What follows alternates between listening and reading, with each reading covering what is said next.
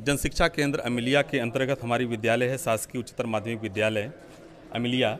और वहाँ से सुनीत कुमार शुक्ल जी के द्वारा टीएलएम लाया गया है और ये व्यंजन वृक्ष के द्वारा बच्चों को इस अवधारणा को स्पष्ट करना चाहते हैं कि क वर्ग और च वर्ग, ट वर्ग, त वर्ग और वर्गवार सभी बता करके और बहुत ही मनोरंजक ढंग से वो वर्णमाला सीख जाएं। किस स्तर के बच्चे? प्राथमिक स्तर के बच्चे, उनके लिए प्रयोग करेंगे। उनके लिए अच्छा, ठीक है। जो अभी कुछ भी नहीं जानते, हाँ, उनको ये जानकारी, धन बोलना नहीं जानते, कैसे बताएंगे? उनको क से, क वर्ग से आरंभ करके और उनको पहले बोलना सिखाएंगे। बोलने के लिए हम थोड़ा इसका सहारा लेंगे। कैसे सिखाएंगे? का चार्ट के द्वारा या कि कार्ड बनाएंगे, चार्ट बनाएंगे। ये तो वृक्ष बनाए हैं, लेकिन वो उसके माध्यम से उनको एक एक करके एक एक वर्ण को दिखा करके और नाम भी रखेंगे बच्चों का, समूह में भी। आपका कहने का तात्पर्य है कि इस टीएलएम के साथ में और टीएलएम की आवश्यकता पड़ेगी? और भी आवश्यकता। हाँ, अब यहाँ पर जो आप कार्डबोर्ड बनाएंगे सभी वर्ण के अलग अलग, ग का अलग, ख का अलग, ग का अलग, है ना? तो पहले इसका प्रयोग करेंगे, कार्डबोर्ड का प्रयोग करेंगे? नहीं, पहले तो इसी का प्रयोग करेंगे। अच्छा, पहले इसी का प्रयोग कार्डबोर्ड का, इसके बाद कार्डबोर्ड का भी सहारा लेंगे।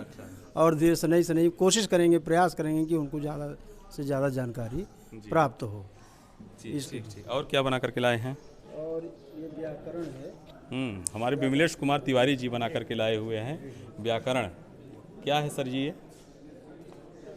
व्याकरण का वृक्ष है सर। हाँ, व्याकरण की शुरुआत करने के लिए हम सबसे पहले शब्द की ओर जाएंगे। जब शब्द के बारे में बच्चे को ज्ञान हो जाएगा तो संज्ञा, सर्वनाम, विशेषण, क्रिया, क्रिया विशेषण, लिंग, वचन। कितने होते हैं ये जी?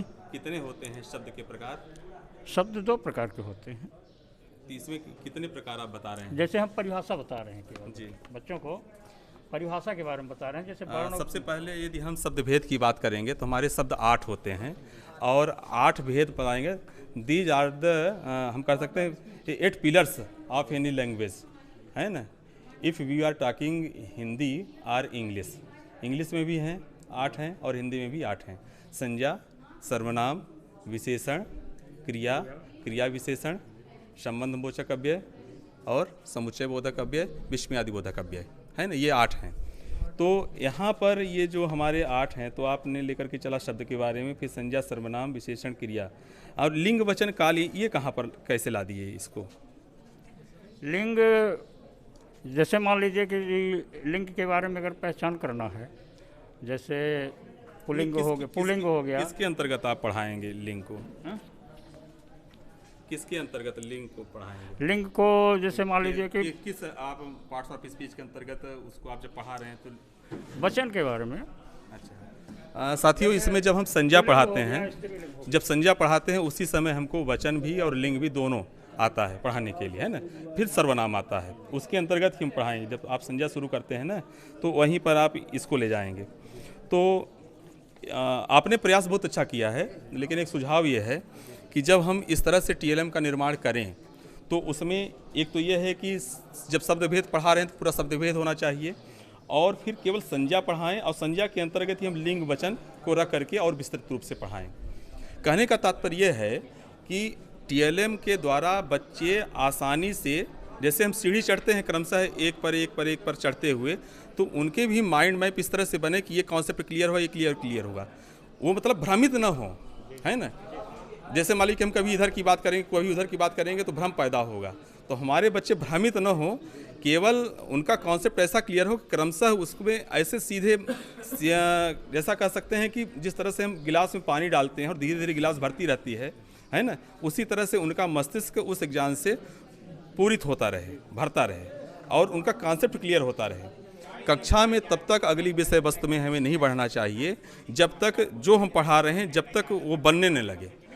यदि वो कंप्लीट हो जाता है तभी हम अगली विषय वस्तु पर जाएंगे। हाँ, तभी दूसरे पर चलना चाहिए, जैसे ग्रहण भी कर पाएंगे। बिल्कुल सही कह रहे हैं। यदि कक्षा में बच्चों की उपस्थिति कम रहती है, इसका एक बहुत ही मुख्य कारण होता है कि कक्षा अनुरूप बच्चों का स्तर नहीं रहता है। जैसे मान लीजिए 7वीं का बच्चा है और 7वीं के कक्षा के अनुसार उसका लेवल नहीं है, मान लीजिए उसे पढ़ते ही नहीं बनता है, तो हाँ, कक्षा उसे बोझ लगती है, उसे आनंद नहीं आता है, इसलिए विद्यालय आना पसंद नहीं करता है। तो शिक्षक के द्वारा जो कुछ भी पढ़ाया जाए तो बच्चों को आसानी से समझ में आ जाए, तो बच्चे रुचिपूर्ण ढंग से कक्षा में आने लगेंगे और पढ़ने लगेंगे। जी, okay, thank you Tiwari ji.